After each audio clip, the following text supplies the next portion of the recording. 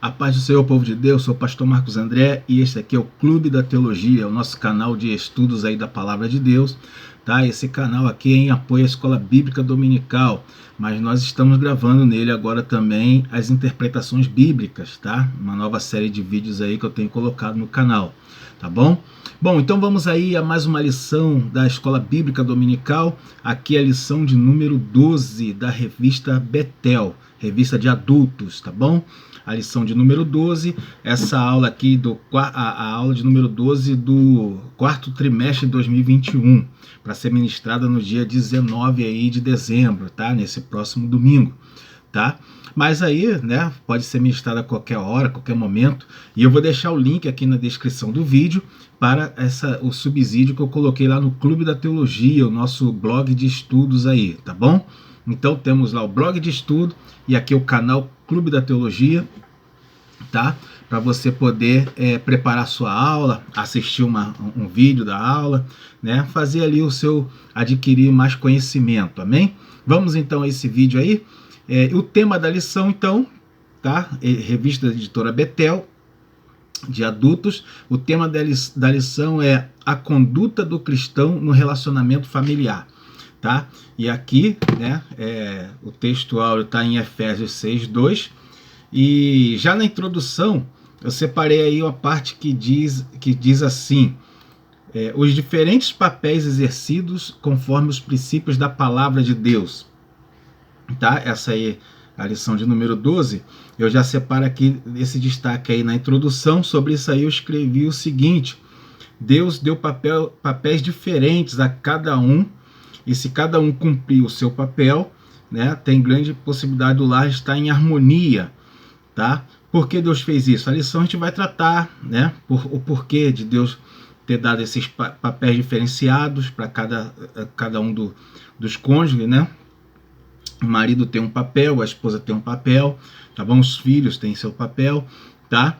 E a ideia principal, já vou adiantar aqui, a lição vai falar disso também, é que eles se completam, né? O cônjuge, o marido e a esposa, eles se completam, eles formam uma unidade, uma só carne, tá? Eles não são iguais assim, né? Eles vão se completar, tá? O homem e a mulher são diferentes. Bom, continuando aí, né? Então, o primeiro tópico é a submissão e a obediência a Deus. Aqui vai falar da parte, né, do que compete à esposa, tá? Então, essa aula aqui de Efésios 6, verso 2, essa lição vai falar dos papéis, né, da conduta dos cônjuges na família, da conduta do cristão dentro da família, né? E aí cada um tem que entender aí o seu papel. Então vamos ver aqui essa parte que compete à esposa, a submissão e a obediência a Deus. 1.1 é o subtópico, é o primeiro subtópico. Ele diz assim, o título: a submissão como um princípio. Bom, e aqui eu separei essa parte que diz assim: os princípios representam um conjunto de normas que devem ser seguidas, tá? Então, convém a gente entender, né, o que são princípios, né? São aquelas normas que são observadas em primeiro lugar, tá? Quando a gente fala assim que uma pessoa tem princípios, né, quer dizer que ela segue um certo código de conduta, tá? Então, uma pessoa que tem princípios, ela segue um certo código de conduta que ela analisa em primeira mão. Antes de tomar qualquer decisão, essa pessoa vai pensar sobre aqueles princípios, né? Por exemplo, se alguém tiver princípios cristãos, né? Princípios cristãos, por exemplo, você levar tudo em oração a Deus, é um princípio cristão. Aí, se você for de princípios cristãos, então tudo que vier, toda atitude, decisão que você for tomar, você vai primeiro orar a Deus, porque você tem seu princípio cristão, amém? Bom, continuando aí, né, separei a outra parte que diz assim: as leis que regem o casamento não são humanas, são divinas, porque Deus é o idealizador da família.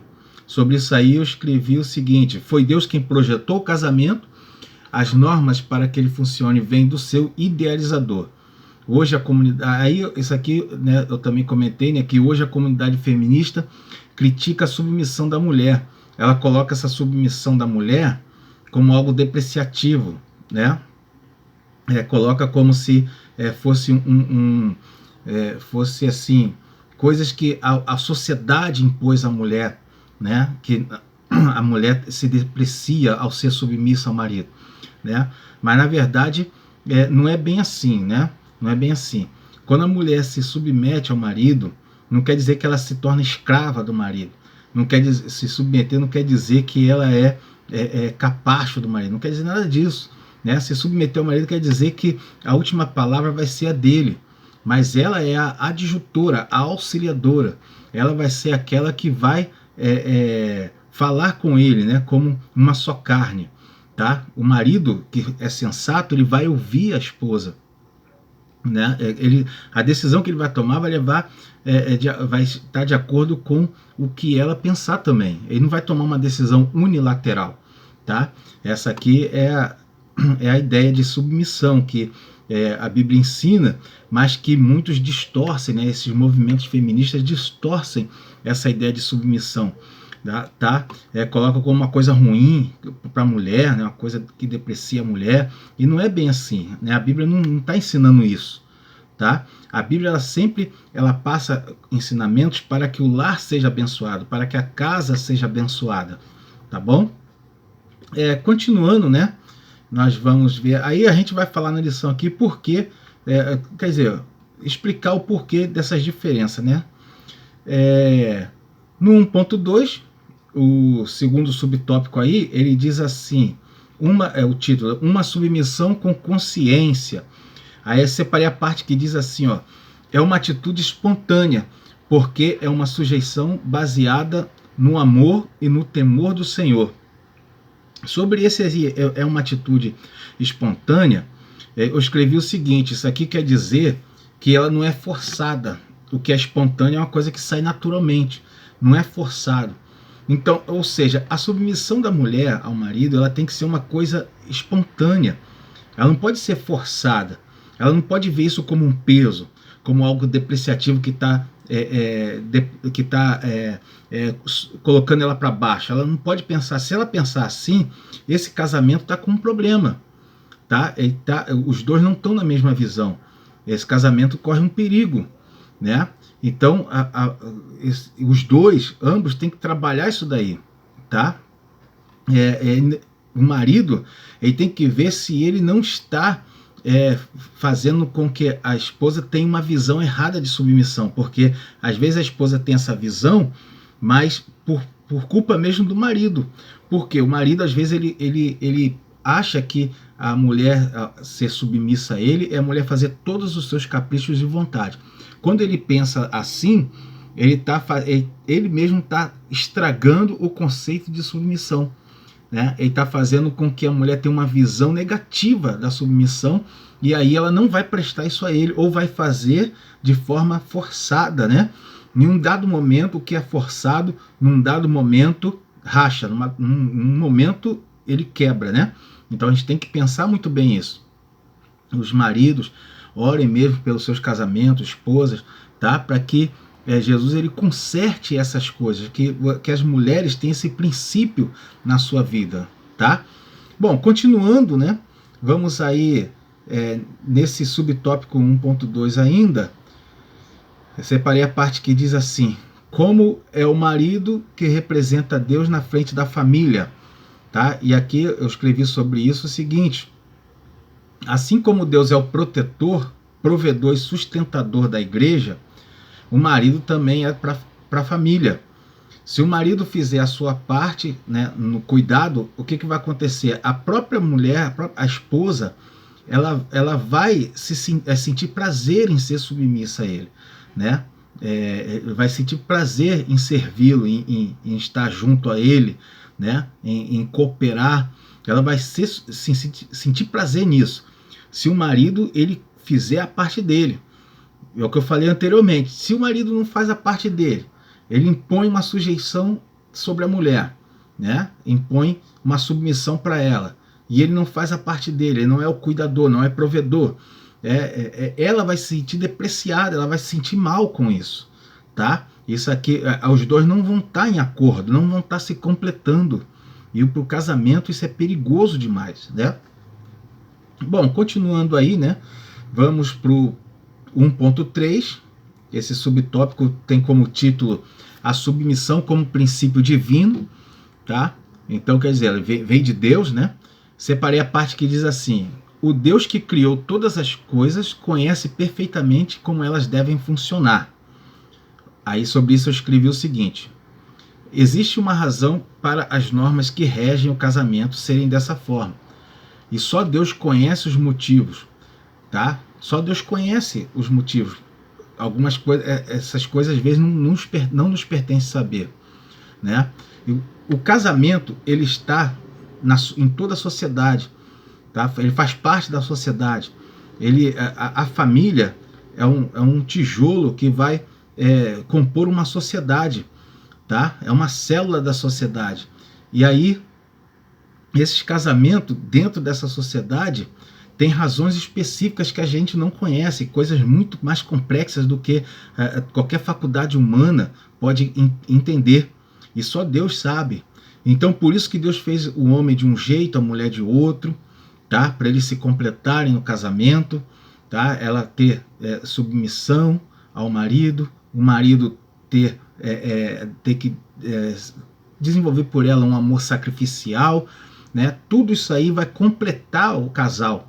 E aí essa família vai estar produzindo para a sociedade filhos que vão ser bênção na sociedade, tá bom?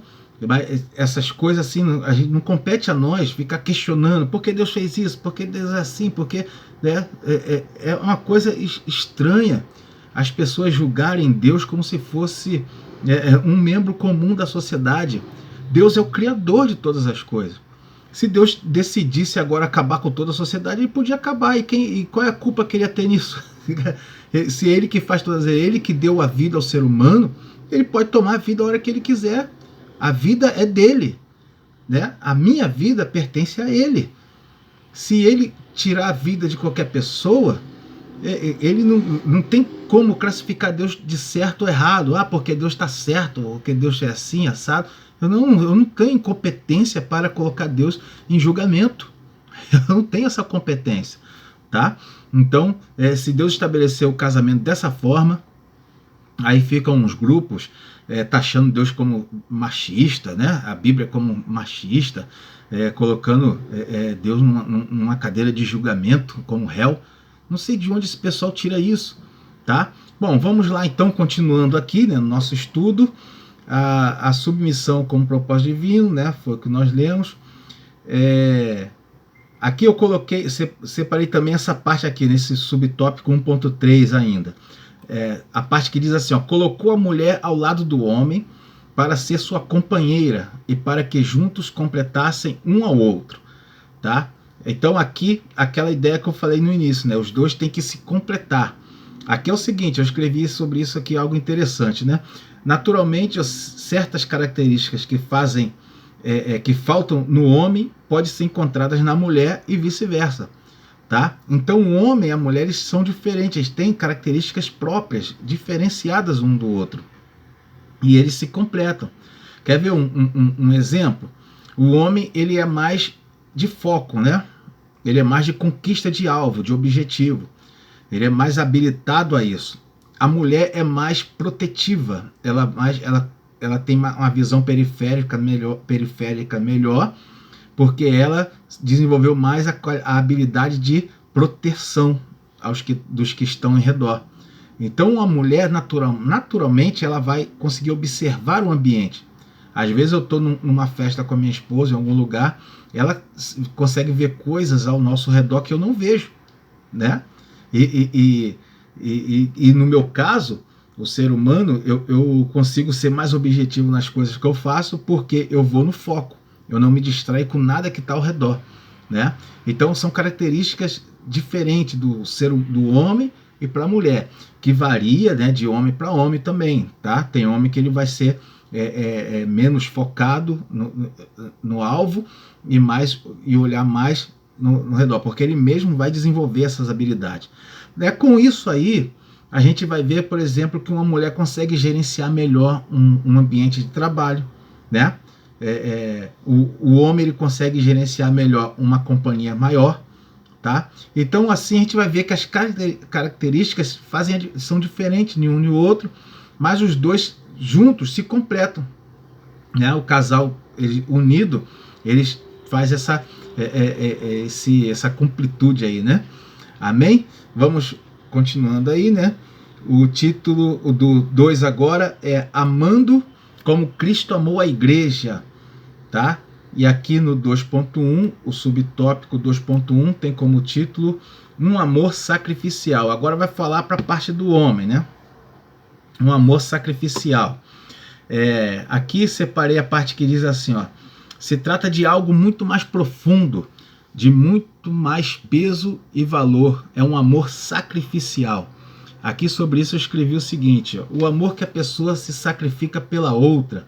É o amor ágape, né? Um amor que não requer, não quer nada em troca, mas ele se doa, né?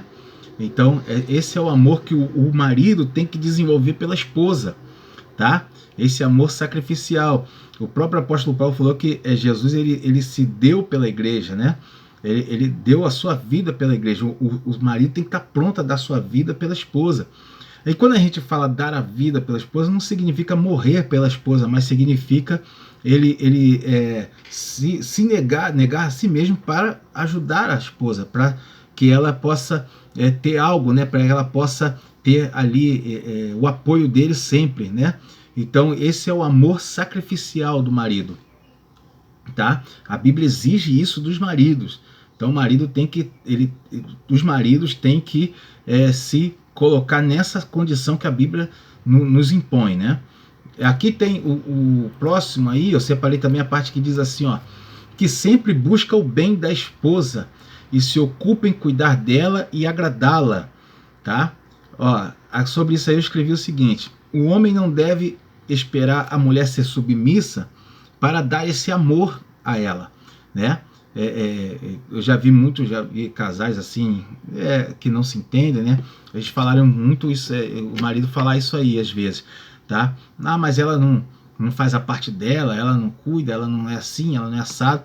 Só que acontece, quem foi que primeiro, estamos comparando Jesus e a igreja, quem foi que deu o primeiro passo na salvação do cristão, da igreja? Não foi Jesus que entregou a vida na cruz? Ele é que deu o primeiro passo. Ele é o esposo, ele deu o primeiro passo, ele se entregou pela igreja. Então quem é que tem, no casamento, quem é que tem que dar o primeiro passo? Quem tem primeiro fazer a sua parte para que a esposa faça a parte dela? É o marido.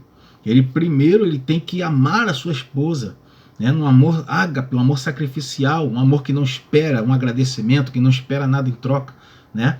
Ele tem que cumprir essa parte dele, mesmo que ela ainda não esteja cumprindo a dela, né? E aí, por ele ser assim, uma hora Deus vai e abençoa esse casamento, ou ela mesma vai tomar essa consciência, né?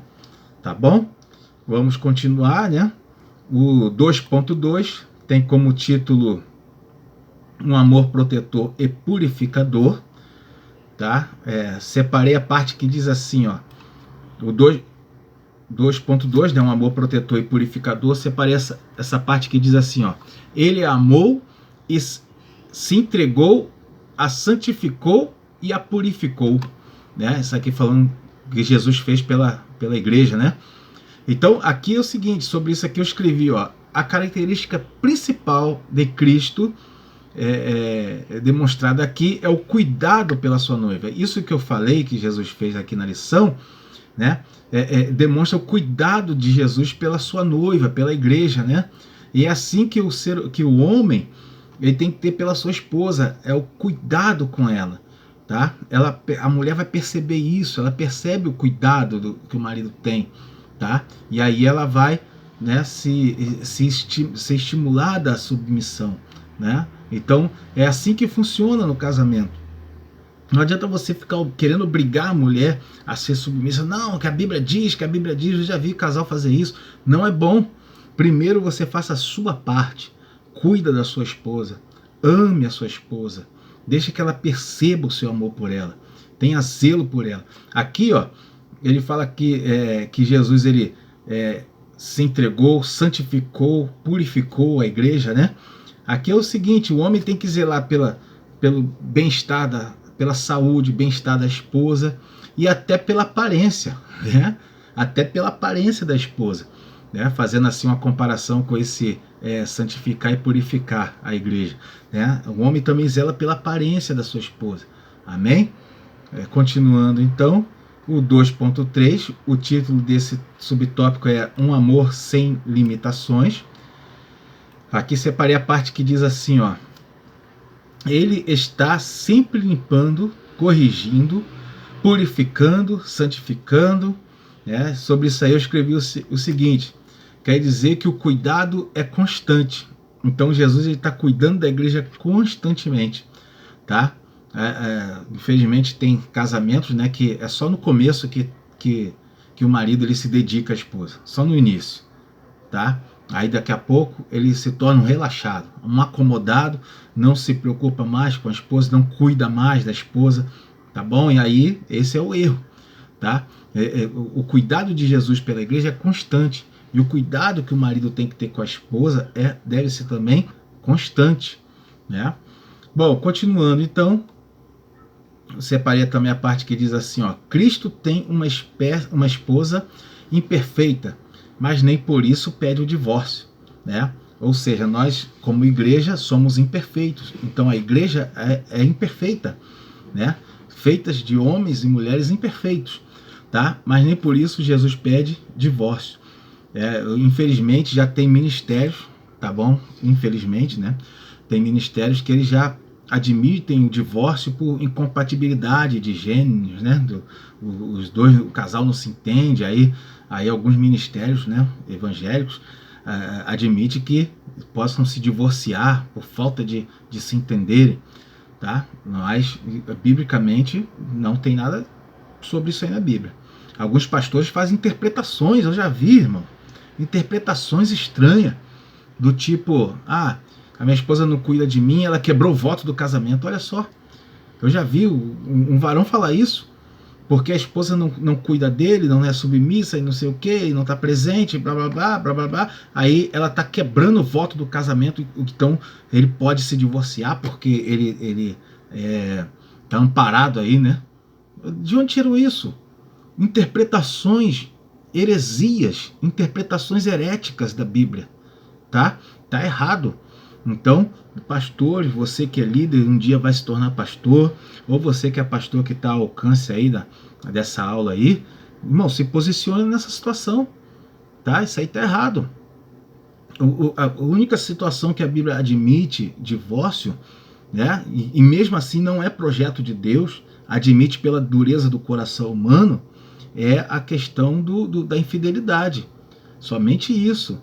Mas se o casal quiser perdoar, um perdoar o outro, é louvável diante de Deus. Deus ama isso, tá? Então, qualquer motivo agora, outra questão que tem colocado, muitos jovens estão casando hoje, já vislumbrando a possibilidade de divórcio. Colocam o divórcio como uma opção. Se não der certo é só divorciar. Errado também. Visões erradas, né? Então a gente tem que se posicionar, o povo de Deus, os homens de Deus, mulheres de Deus, tem que se posicionar contra essas coisas. Não podemos aceitar isso aí. O divórcio, Deus odeia o divórcio. Essa é a palavra, Deus odeia o divórcio. Deus não se agrada disso, tá? Continuando então, o 3, o tema dele é o relacionamento entre pais e filhos. Agora vamos falar de pais e filhos, né? E aí vamos ver esses posicionamentos. 3.1, o título desse subtópico é A Obediência, o Dever dos Filhos. Separei a parte que diz assim: esse padrão foi estabelecido por Deus para ordenar a família, ou seja, para que haja ordem dentro da casa, dentro da família, dentro do lar, tá? O padrão, que padrão? Do filho ser obediente ao pai, é esse padrão. Foi estabelecido por Deus para que haja ordem na casa. Então os filhos serem obedientes aos pais, tá? Então os filhos têm que se saber disso, tá? Os filhos têm que se policiar nisso, obedecer ao seu pai, à sua mãe, não levantar a voz, não colocar o dedo, né, no rosto do pai e da mãe, não bater o pé, né, não ser mal criado, tá? É um mandamento com promessa, né, que a Bíblia coloca. É um mandamento com promessa para que o filho ele tenha vida longa sobre a terra. E de fato a gente vê que tem filhos que até no meio ímpio mesmo, irmão, até nos que não são cristãos, não são crentes, tem filhos que morrem cedo. Por quê? Porque não obedeceu o pai e a mãe, né? Deixou porque até os pais ímpios sabem dar um conselho bom para o filho. Até o pai e a mãe que é ímpio, que não conhece Jesus, sabe dar um bom conselho para o filho. Aí o filho não obedece, e o que acontece? Muitos perdem a vida cedo. Tá? Continuando então, separei a parte que diz também, dar continuidade com o princípio de submissão. Tá? Então separei essa parte que sobre isso aí eu escrevi assim, quer dizer, assim como a esposa é submissa ao marido, os filhos também devem ser submissos a ambos, e depois o deles também, os filhos deles vão ser submissos a eles, né? A ideia de dar continuidade, né? A ideia de dar continuidade a essa submissão. Quando o filho é submisso aos pais, ele também vai ter filhos que vão ser submissos a eles também, tá? E assim vai dando continuidade às famílias. E o que isso implica? Lembra que eu falei da sociedade? Isso implica a produzir filhos, cidadãos para a sociedade. O que ele vai aprender dentro da casa dele, ele vai levar para a vida toda. Você vê, às vezes, uma pessoa no seu local de trabalho é mandada embora porque respondeu mal ao patrão. Mas aí você vai ver, ele aprendeu a vida toda ele respondeu mal ao pai e à mãe. Aí ele leva isso para a vida. Agora, quando um filho é submisso ao pai e à mãe, e ele honra seu pai e a mãe, ele vai saber também honrar o seu chefe no local de trabalho, vai ser também um bom servo de Deus, né? Então, tudo isso tudo isso que a família, que a gente está aprendendo, os papéis dentro da família, vai implicar na sociedade a produção de cidadãos, né? Bons cidadãos para essa sociedade, não é verdade? Amém? Então, 3.2 eu pulei, tá? Que honra aos pais, né? Eu pulei esse tópico e fui para o 3.3. O tema é a responsabilidade dos pais diante dos filhos. E aqui separei essa parte aí que diz assim, ó, ele poderia vender seus filhos como escravos para fazê-los trabalhar. Claro que quando eu leio aqui sem contexto, você que não está acompanhando assim na revista, você fica meio, ele quem? O que está falando? Né? Mas quando você olha a revista, você vai entender do que eu estou falando. Aqui é o seguinte, está falando que em Roma, na época de Paulo, né, uma pessoa, ele podia vender os filhos como escravo. Né? Era legislação romana, podia ser feito isso. Ele podia botar o filho para trabalhar, sem dar nada para o filho, né, na lavoura dele, nas propriedades dele. Então, aqui é o seguinte, sobre isso aí eu escrevi que naquela época, por que era assim naquela época? Né? As sociedades não davam valor à família, não existia esse valor que a gente tem hoje pela família. Agora, o engraçado é que a gente vai pegar a Bíblia e vai ler e vai encontrar Paulo escrevendo aqui, né, aos Efésios aqui, escrevendo nas suas cartas, ensinando os filhos a serem obedientes aos pais, o marido amar sua esposa, a esposa ser submissa ao marido. Você vai ver que tudo isso com o objetivo de valorizar a família. Então a gente vai ver que a Bíblia é um livro à frente do seu tempo. Ela foi escrita lá naquela época e ela está à frente, né, à frente daquele período. A gente vê que hoje os conceitos bíblicos eles são atualíssimos, né? É como se tivesse sido escrito, eu sempre falo isso, é como se ela tivesse sido escrita no passado, né? Como se tivesse sido lançada essa semana, a Bíblia. O conceito que ela traz é um conceito atual. Amém? Vamos continuar aí, né? Dentro desse subtópico ainda, o 3.3, separei a parte que diz aí, ó, não ser severo, não irritar os filhos, não levar os filhos ao extremo. Está falando aqui da responsabilidade dos pais, né? Então, o pai não ser severo demais com o filho, não irritar os filhos, não levar os filhos ao extremo, né? É uma recomendação de Paulo. Claro, Paulo está sendo inspirado pelo Espírito Santo para escrever isso daqui, E a ideia principal aqui é o seguinte: o ser humano, o filho, ele tem um registro nele, né? Isso aí a lição falou, eu que não comentei aqui, mas ele tem um registro, como que eu chamo assim, de configuração de fábrica, né? De obediência aos pais. Naturalmente, uma criança, ela obedece o seu pai e a sua mãe, porque é a natureza dela, tá registrada, é sua configuração de fábrica, ela saiu assim, né? Então, quando o filho ele tem dentro dele a ideia de obedecer o pai e a mãe, e esse pai o maltrata, né? Esse pai o prejudica, aquilo vai gerar dentro dele uma confusão mental.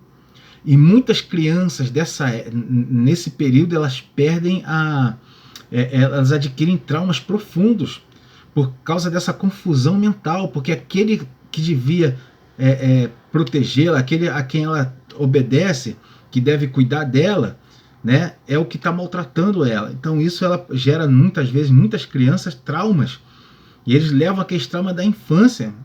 É uma coisa terrível, na sociedade moderna tá acontecendo isso, né?